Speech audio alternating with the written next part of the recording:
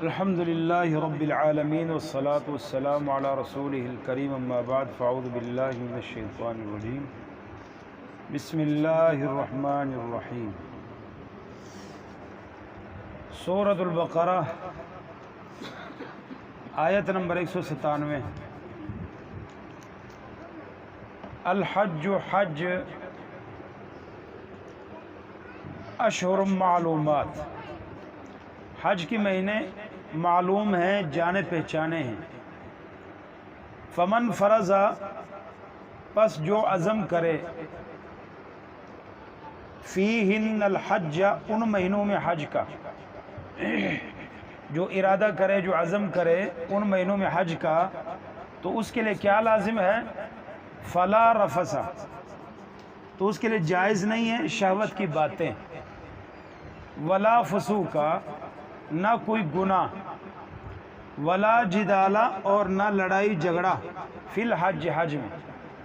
تو جو حج کا ارادہ کرے تو اس کے لیے شہوت کی باتیں، گناہ کے کام، لڑائی جھگڑا، یہ حج میں اس کے لیے جائز نہیں۔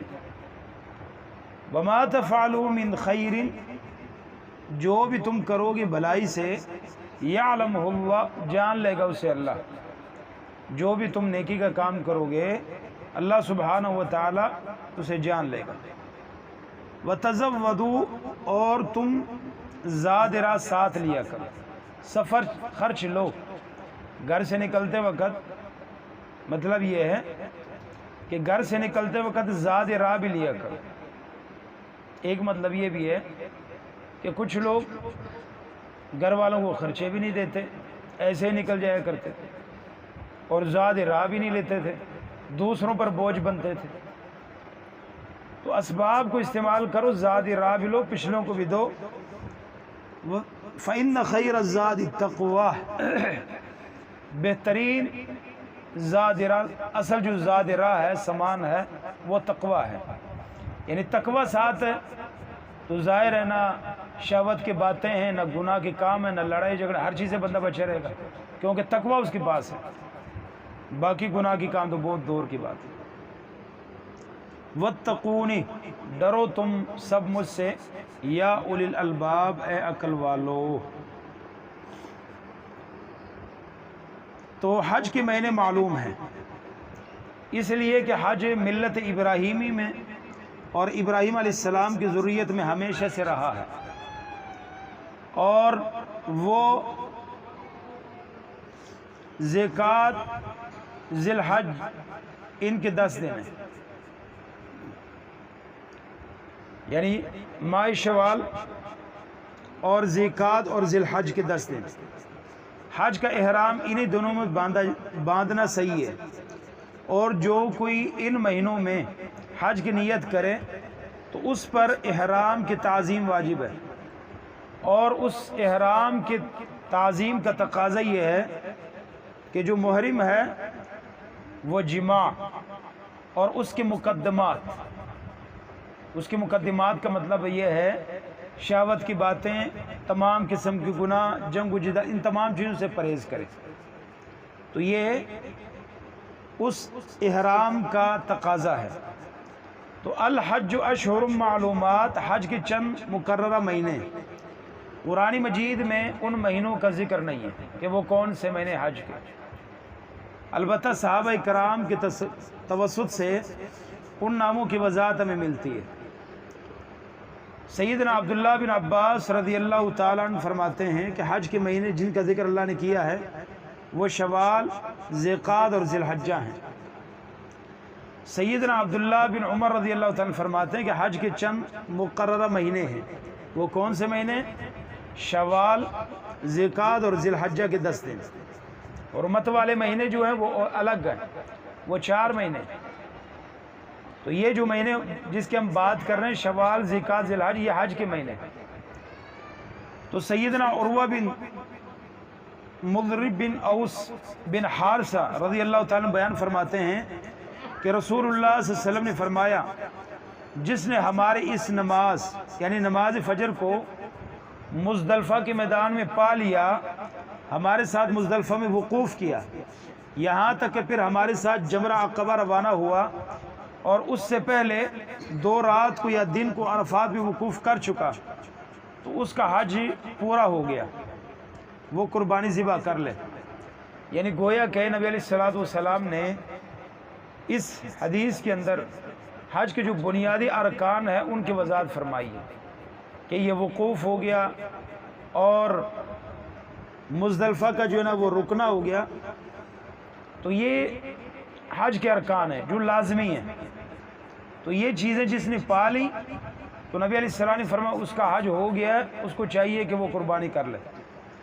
فمن فرض فیہن الحج فلا رفث ولا فسوق ولا جدال فی الحج، جو شخص ان مہینوں میں احرام باندھ کر اپنے اوپر حج کو فرض کر لے، یعنی اب ظاہر ہے جس نے احرام باندھ لیا اس نے اپنے اوپر حج کو فرض کر دیا،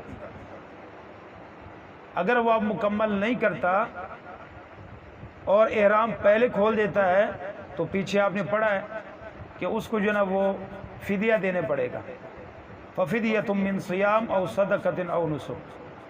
تو جس نے احرام باندھ کر اپنے اوپر حج کو فرض کر لیا تو اب دوران حج وہ بے حیائی کی بات نہ کرے، نہ کوئی گناہ کا کام کرے، نہ کسی سے جھگڑا کرے۔ احل لکم لیلۃ الصیام الرفث الی نسائکم، تمہارے لیے روزے کی رات اپنے عورتوں سے صحبت کرنا حلال کر دیا گیا۔ تو وہ روزوں کے راتوں میں تھا، وہاں راتوں کو صحبت حلال کر دی گئی تھی، لیکن یہاں احرام باندھنے کے بعد جماعت دور کی بات ہے، بات بھی نہیں کر سکتے احرام کے بعد۔ تو سیدنا عبداللہ بن مسعود رضی اللہ تعالیٰ عنہ بیان کرتے ہیں کہ رسول اللہ صلی اللہ علیہ وسلم نے فرمایا کہ مسلمان کو گالی دینا فسق ہے اور اسے قتل کرنا کفر ہے۔ تو ولا فسوق کا مطلب کیا ہے؟ کوئی جھگڑا بھی، فسق کا کام نہیں کرنا، کوئی بھی گناہ کا کام۔ تو نبی علیہ الصلوۃ والسلام نے کیا فرمایا کہ مسلمان کو گالی دینا فسق ہے، نافرمانی ہے، گناہ کا کام ہے، گالی نہیں دینا چاہیے، یہ سنگین گناہ ہے۔ اور دوسرا کیا ہے؟ اسے قتل کرنا، اس سے لڑائی یہ کفر ہے، اس کو قتل کرنا۔ سیدنا ابو ہریرہ رضی اللہ تعالیٰ بیان فرماتے ہیں کہ رسول اللہ صلی اللہ علیہ وسلم فرمایا جو شخص اللہ کے لیے حج کرے، حج ہوتا ہی اللہ کے لیے، وَأَتِمُّ الْحَجَّ وَالْعُمْرَةَ لِلَّهِ، حج اور عمرہ یہ دونوں اللہ کے لیے کرے۔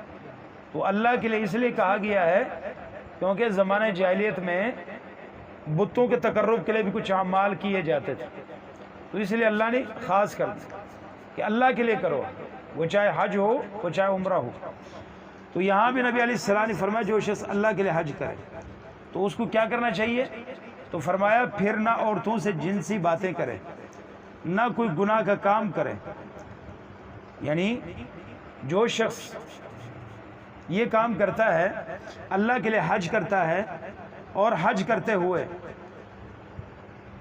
کوئی عورتوں سے جنسی باتیں نہیں کرتا، چاہے وہ اپنے اس کی بیوی کیوں نہ ہو، کیونکہ ہمیشہ اس کا آغاز یہیں سے ہوتا ہے، اور کوئی گناہ کا کام نہیں کرتا، کوئی لڑائی جھگڑا نہیں کرتا، یہ جن سے اللہ نے روکا ہے، فلا رفث ولا فسوق ولا جدال، یہ کام نہیں کرتا، خالصتاً حج اللہ کے لیے کرتا ہے۔ تو اس کا مقام کیا ہے، اس کو ملتا کیا ہے، اس کا اللہ سبحانہ و تعالی اجر اور بدلہ کیا دیتے ہیں؟ نبی علیہ الصلوۃ والسلام نے فرمایا کہ وہ گناہوں سے پاک ہو کر لوٹتا ہے، جب وہ واپس آتا ہے نا وہ گناہوں سے پاک ہو کر لوٹتا ہے۔ کتنا پاک ہوتا ہے؟ فرمایا نبی علیہ الصلوۃ والسلام نے کہ گویا کہ وہ اس دن کی طرح ہوتا ہے جس دن اس کی ماں نے اسے جنم دیا تھا۔ یعنی انسان جب دنیا میں اپنی ماں کے پیٹ سے جنم لے کر واپس آتا ہے اس کے پلے کون سے گناہ ہوتے ہیں؟ کچھ بھی نہیں ہوتا۔ اسی طرح جو انسان حج کر کے آتا ہے نا اس کی حالت بھی ایسی ہی ہوتی ہے، لیکن شرائط حج کی پوری ہونی چاہیے، کوئی غلط باتیں نہیں ہونی چاہیے، اور نہ کوئی فسق کا کام ہونا چاہیے، نہ کوئی لڑائی جھگڑا۔ لڑائی جھگڑے کا ذکر اس لیے کیا ہے، حج کے مہینوں میں رش بڑا ہوتا ہے، اور وہاں رش ہونے کی وجہ سے آپ کو پتہ ہے جہاں بھی رش ہوگی وہاں جو ہے نا وہ اونچ نیچ ہوتی ہے، کوئی نہ کوئی تکلیف کسی سے پہنچتی ہے، کوئی نہ کوئی وہاں صبر کرنا پڑتا ہے، صبر کا مظاہرہ کرنا پڑتا ہے۔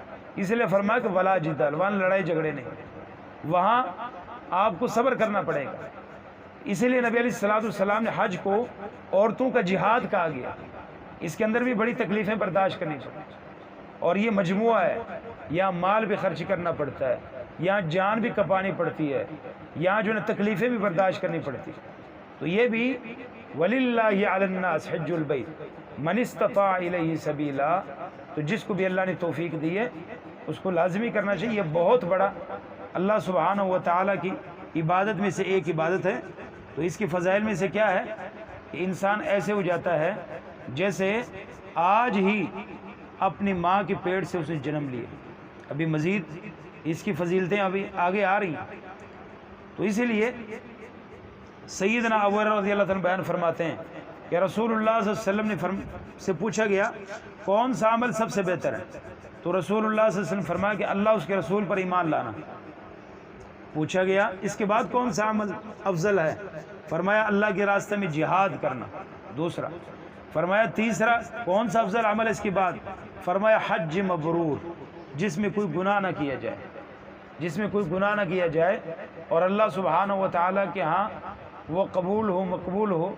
تو یہ ایسا حج اللہ سبحانہ و تعالیٰ کہ ہاں بہت فضیلت کا مقام ہے اور یہ سب سے افضل ہے. تو نبی علیہ الصلوۃ والسلام نے ویسے ہی فرمایا کہ حج اور عمرہ یہ پے در پے کیا کرو، پے در پے. اللہ نے توفیق دی ہے یہ کام کرو، باقی کام کو چھوڑو. اس کی وجہ کیا ہے؟ فرمایا کہ یہ پے در پے حج اور عمرہ کرنا ایک تو یہ فقر کو مٹا دیتے ہیں اور دوسرا یہ گناہوں کو بھی مٹا دیتے ہیں. کیونکہ دیکھیں نا، یعنی آپ اللہ سبحانہ و تعالیٰ کے لیے اتنا خرچ کر کے جائیں تو وہ اللہ سبحانہ، یہ کیسے ہو سکتا ہے کہ اللہ سبحانہ و تعالیٰ آپ کو خالی ہاتھ لٹا دے؟ یعنی آپ ایک آدمی کو ایک کام کروانے کے لیے ویسے ہی تیرے نالے سے کسی کو بلوا دیتے ہیں، اتنا وہ آتا ہے خرچ کر کے، تکلیف اٹھا کے، آپ اس کے پیسے گوارا نہیں کریں گے بغیر اس کے خاطر تواضع کیے اس کو بلا کے بھی خالی لٹائیں. تو اللہ سبحانہ و تعالیٰ کے لیے جو اتنا مال خرچ کر کے جائے اور اللہ سبحانہ و تعالیٰ اس کو خالی ہاتھ لٹا دے، ایسے ہو نہیں سکتا. اس سے ڈبل دگنا چگنا کر کے اللہ سبحانہ و تعالیٰ واپس کرتا. تو یہ فقر کو بھی مٹا دیتا ہے اور یہ گناہوں کو بھی مٹا دیتا ہے. تو اللہ سبحانہ و تعالیٰ ہم سب کو بھی اپنے فضل اپنے رحمت سے یہ دونوں کام کرنے کی توفیق عطا فرمائے. سبحانک اللہم و بحمدک، اشہد ان لا الہ الا انت، استغفرک و اتوب الیک.